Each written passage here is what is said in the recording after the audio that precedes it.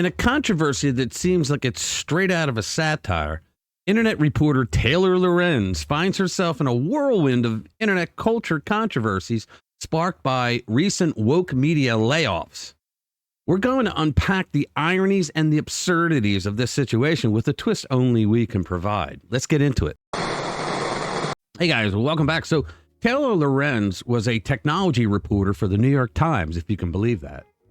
She's now a columnist for the Washington Post, and pretty much what she does is trash people online. She also worked at the Daily Beast, Business Insider, which tells you a lot, and she was a social media editor for the Daily Mail.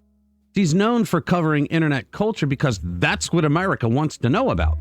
Our country is falling apart at the seams because we have a dementia-ridden fermented bag of sauerkraut in the White House. But we'll know all about internet culture thanks to Taylor Lorenz.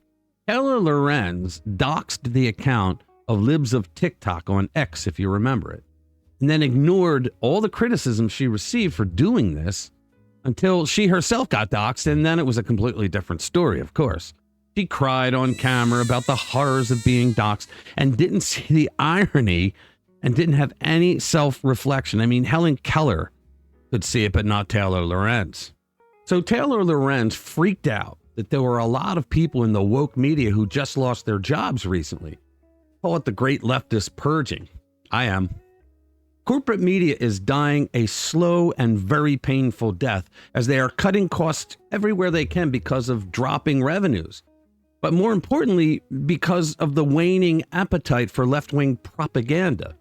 And so the restructuring is happening all over the media, which translates into major layoffs for left-wing journalists who only have themselves to blame. The LA Times this week laid off 120 employees, about 20% of its newsroom. That's a lot of dead weight. When dead weight doesn't bring in revenues, the company goes on a diet. In 2023, media companies laid off close to 30,000 people. This is the highest number of job cuts since 2020. When COVID-19 raged. So what are they going to do? They should learn to weld. I don't think most of them can learn to code. They're not smart enough. But have you met real journalists? They're some of the stupidest people you will ever meet. I'm not kidding. So here we have Taylor Lorenz trying to make sense of it all. Let's give it a listen. The entire journalism industry is basically in a free fall. Today, the Los Angeles Times laid off 115 employees. It was 120. They wiped out their entire DC bureau in an election year. In an election year? Oh my God. They laid off pretty much all of their sports teams. They killed their entire tech and business section. They killed the tech and business section. You know why?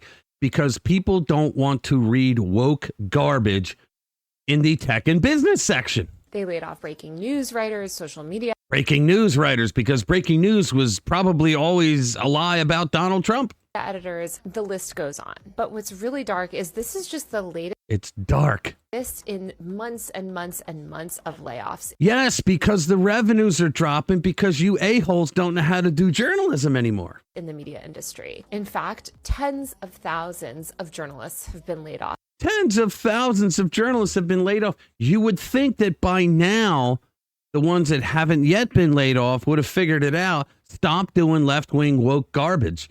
Start actually doing your job and reporting the news. Off in the past year. Major media companies like BuzzFeed News have completely BuzzFeed News, right there. That's an oxymoron. Shuttered their news operations. It shuttered their news operations. They were never a news operation.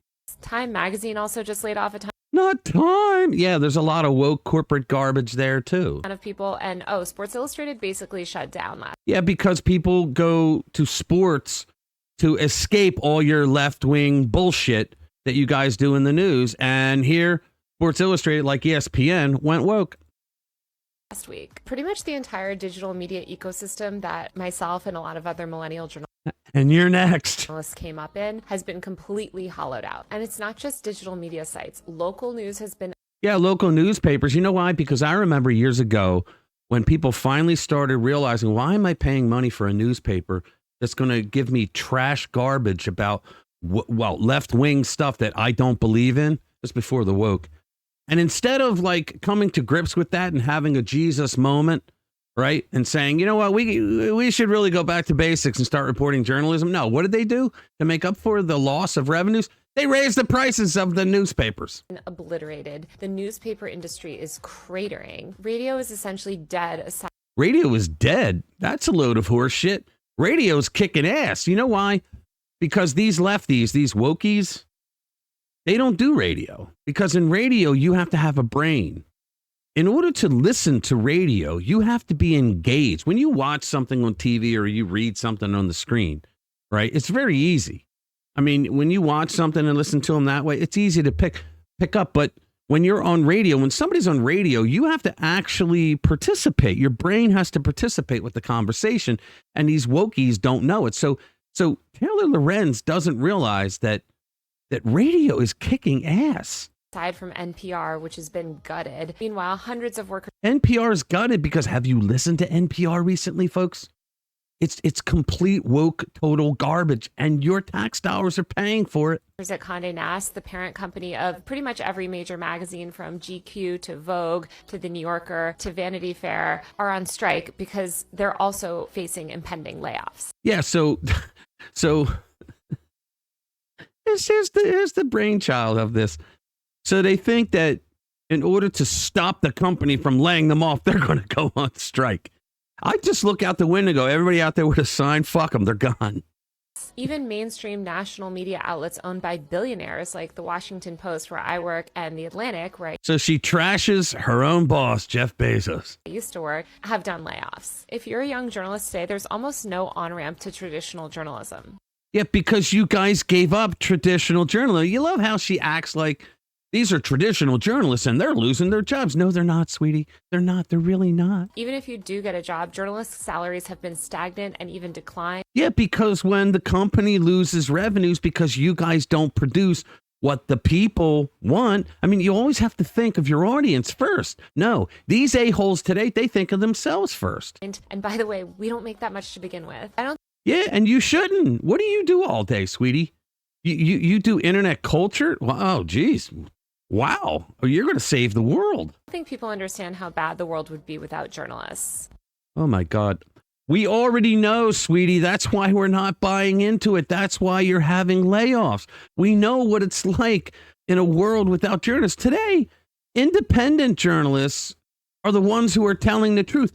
I get better news off of YouTube and X. I get better news off of those two entities than I do any news outlet, including Fox. You know, it's really simple to grasp, but these woke media types just don't get it. If I want to open up a pizza shop in a neighborhood and I want to do really well, I would try to make the best pizzas I could for my customers so that they would return. I wouldn't establish myself as a great pizza shop and then deviate away from how I make my pizzas to doing all kinds of experiments that end up tasting like crap. And because of my customer base, the knowledge of how I used to make great pizzas in the past, I wouldn't expect them to continue coming to the store when I started making pizzas that taste like crap.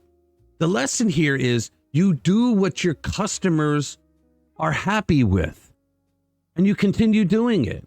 That's how you do business. I would cater my business to what my customers who are paying me want. That's the secret sauce.